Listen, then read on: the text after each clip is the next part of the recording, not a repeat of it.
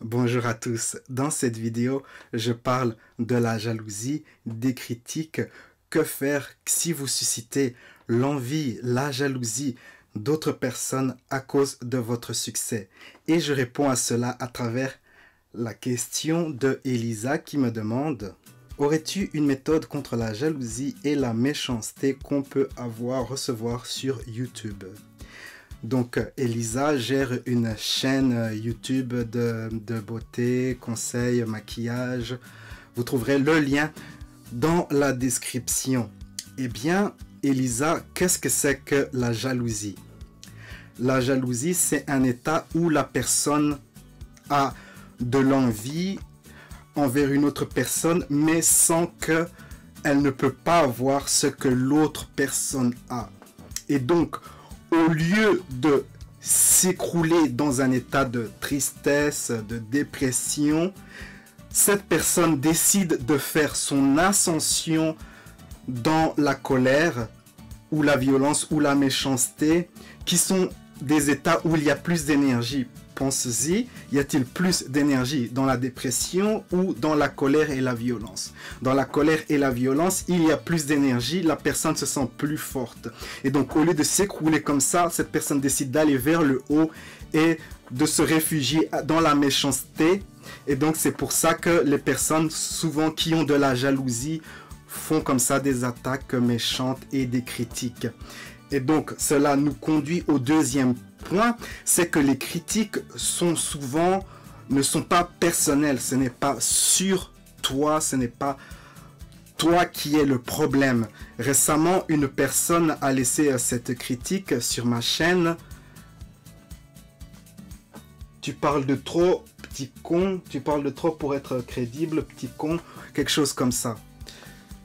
Eh bien, ce n'est pas sur moi, cette personne se sent inadéquate et en voyant ma vidéo, ça a déclenché quelque chose en cette personne et donc cette personne se lâche comme ça sur ma vidéo, mais ce n'est pas réellement sur moi-même. Les critiques que tu reçois, oh Elisa, elle est trop maquillée cette fille-là, c'est que la personne sent quelque part quelque chose qu'elle n'apprécie pas en elle-même et elle reconnaît cela en voyant tes vidéos, tu déclenches cela.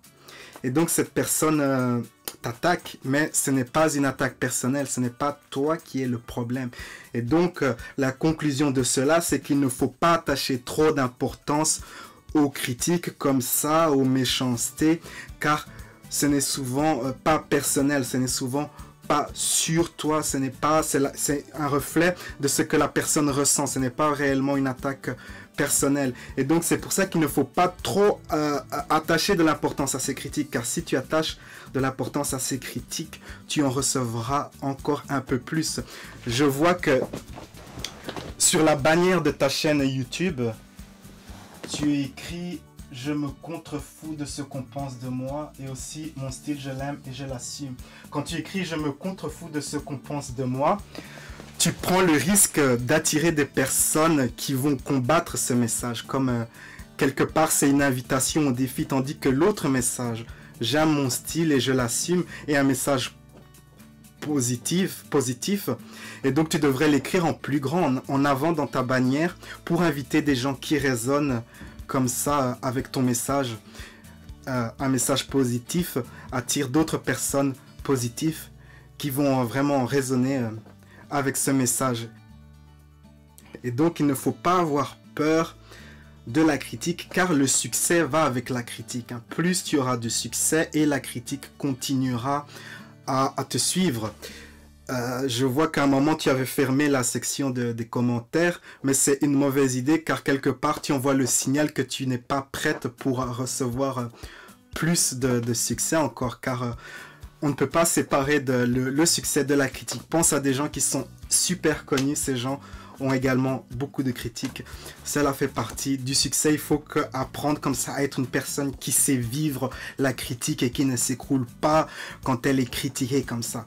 Toutefois, il faut toujours, et c'est un équilibre, c'est un bon jeu à jouer pour se développer personnellement, c'est de rester à grand cœur ouvert tout en ne se fermant pas quand on reçoit de la critique. C'est un équilibre comme ça à apprendre à faire. Il y a aussi un moment où tu recevras la critique qui t'affectera. Et dans ce cas-là, la critique de trop, la critique qui fait déborder le vase, c'est que quelque part, on pense qu'il y a une part de vérité dans cette critique. Et donc, tu peux utiliser cela pour voir les aspects de ton être que peut-être tu n'acceptes pas. Et tu peux utiliser cette critique pour t'améliorer, t'accepter encore plus. C'est ce que je ferai si cela m'arrive, si je reçois la critique qui fait déborder le vase. Eh bien, j'utilise ça pour voir les aspects que je n'accepte pas en moi et j'utilise cela pour continuer à me développer. Pour finir, il y a cette chose, recevoir une critique qui est constructive. Une critique constructive vient de personnes qui ont vraiment beaucoup d'expérience et qui donnent du temps à vraiment examiner ton travail. Il y a quelques années, j'ai réalisé un film documentaire qui s'appelle L'exploration de la conscience et je l'ai envoyé à un ami producteur à Los Angeles. Et il a pris du temps à réellement étudier mon film, regarder ce qui n'allait pas. Et il m'a fait une bonne critique très constructive de plusieurs pages qu'il a écrit comme ça. Et cela m'a été vraiment très utile pour m'améliorer. Et donc comme ça, si tu veux recevoir des critiques qui soient constructives, demande à des personnes vraiment, sollicite les personnes qui ont vraiment de l'expérience et qui peuvent te consacrer du temps à vraiment explorer ton travail. J'espère que ces conseils t'ont été utiles. À toi et à d'autres personnes qui sont dans la même situation. N'oubliez pas, la vie est un voyage. Appréciez la balade. On se retrouve à bientôt dans une prochaine vidéo. Ciao, ciao.